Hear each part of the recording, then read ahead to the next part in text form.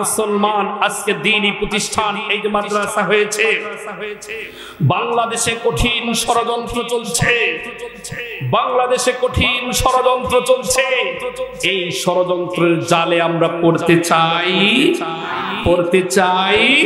না। আজকে দ্বীনি প্রতিষ্ঠান এই যে হাফেজে কোরআন বের হবে, 14 থেকে 15টি হাফেজে কোরআন আজকে বের হয়ে যাবে। এই হাফেজে কোরআন একটা করে লাউহে মাহফুজ, বলেন সুবহানাল্লাহ। হাফেজে কোরআন একটা করে লাউহে মাহফুজ। আমি এই জন্য বলতে চাই, মুসলমান আমাদেরকে সোচ্চার হতে হবে, আমাদেরকে সজাগ থাকতে হবে, আমাদেরকে এর জন্য সজাগ থাকতে হবে। কোন নাস্তিক মুরতাদ যেন বাংলাদেশে আসতে না পারে, এদিকে আমাদেরকে সজাগ থাকতে হবে। আর দরকার আছে না নাই? আরো জোরে বলেন, আছে না নাই? এজন্য মুসলমান ভাইরা আমার, আমি বলতেছিলাম আল্লাহর পয়গম্বর বিশ্ব নবী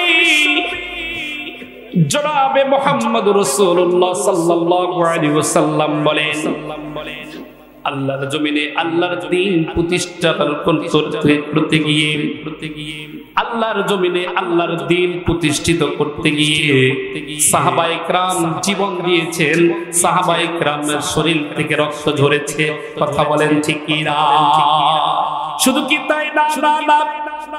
ও মুসলমান, লম্বা আলোচনায় যাব না, সংক্ষিপ্ত আকারে আপনাদেরকে বলে দিয়ে যাই। আল্লাহর পয়গম্বর বিশ্ব নবী জনাবে মুহাম্মদ রাসূলুল্লাহ যখন কোরআনের দাওয়াত, যখন ইসলামের দাওয়াত যখন দেয়, যখন কোরআনের কথাগুলো সুন্দর করে মানুষদেরকে বলে, এজন্য আল্লাহ রাব্বুল আলামিন সূরা আনফালের 2 নম্বর আয়াতে আবার আল্লাহ পাক রব্বুল আলামিন কত সুন্দর করে আল্লাহ পাক বলেন, ইন্নামাল মুমিনুনা আল্লাযীনা ইযা যুকিরাল্লাহ ওয়াজিলাত কুলুবুহুম ওয়া ইযা তুলিয়াত আলাইহিম আয়াতুহু যাদাতুহুম ঈমানাও ওয়া আলা রাব্বিহিম ইয়াতাওয়াক্কালুন। যারা ঈমানদার তারা আল্লাহকে ভয় করে, এবং যারা ঈমানদার যাদের সামনে আল্লাহর নাম উচ্চারণ করা হয়, যাদের সামনে আল্লাহর কোরআনের আয়াত উচ্চারণ করা হয়, তাদের হৃদয়ের মধ্যে এমন একটা ভীত এসে যায়, এমন একটা ভয় এসে যায়, এমন একটা ভয় এসে যায়। আল্লাহর কোরআন যখন তাদের সামনে তেলাওয়াত করে, আর যখন কোরআন তেলাওয়াত করে, তাদের ঈমানকে আল্লাহ রাব্বুল আলামিন বৃদ্ধি করে দেয়। লিল্লাহি তাকবীর, লিল্লাহি তাকবীর। সভাপতি সাহেবের আগমন, সভাপতি সাহেবের আগমন, মাহফিলের পক্ষ থেকে, মাহফিলের পক্ষ থেকে দ্বিতীয় মেহমানের আগমন, মাহফিলের পক্ষ থেকে। আলহামদুলিল্লাহ, হুজুর আসছেন, সভাপতি সাহেব আসছেন। আমি এখন এই ছেড়ে দেব। তো বলতেছিলাম ভাই, ইসলাম আছে, ইসলাম, কথা বলেন, কথা বলেন, ইসলাম আছে, ইসলাম থাকবে। আল্লাহ রসুল ছিল, এবং ওই সময় তার উপরে জুলুম নির্যাতন ছিল কি ছিল না? আর জোরে বলেন, ছিল কি ছিল না? যারা এই সমাজের মধ্যে হক কথা বলতে গিয়েছে, যারা এই সমাজের মধ্যে আল্লাহর কোরআনের কথা বলতেছে, যারা এই সমাজের মধ্যে আল্লাহর জমিনে আল্লাহ দ্বীনের কথা বলেছে, ঠিক তাদের উপরেই এসেছিল জুলুম, ঠিক তাদের উপরে এসেছিল নির্যাতন, ঠিক তাদের উপরেই ছিল অন্যায়, অবিচার, অত্যাচার। ও মুসলমান, পরিষ্কার করে একটি কথা বলতে চাই, এই বাংলার জমিনে কোরআনের কথা বলতে গিয়ে, এই বাংলার জমিনে কোরআনের বিধান বাস্তবায়ন করতে গিয়ে আপনার আমার শরীর থেকে রক্ত দিতে হয়েছে। শুধু কি তাই না, এই কোরআনের আইন বাংলার জমিনে নয়, সারা পৃথিবীতে বাস্তবায়ন করতে গিয়ে আমাদের প্রিয় নবী, বিশ্ব নবী জনাবে মুহাম্মদ রাসূলুল্লাহ সাল্লাল্লাহু আলাইহি ওয়াসাল্লামের শরীর থেকে রক্ত দিতে হয়েছে। কথা বলেন ঠিক কি না? এই কোরআনের বিধান প্রতিষ্ঠাতা আন্দোলন করতে গিয়ে সিয়ালে আবু তালেবের মধ্যে আল্লাহ রাসূলকে 3.5 বছরের মতো কারারুদ্ধ থাকতে হয়েছে। এই কোরআনের বিধান প্রতিষ্ঠাতা আন্দোলন করতে গিয়ে, এবং তায়েফের ময়দানে আল্লাহ রাসূলের শরীর থেকে রক্ত দিতে হয়েছে। এই কোরআনের বিধান প্রতিষ্ঠাতা আন্দোলন করতে গিয়ে সাহাবায়ে কেরাম জীবন দিয়েছে।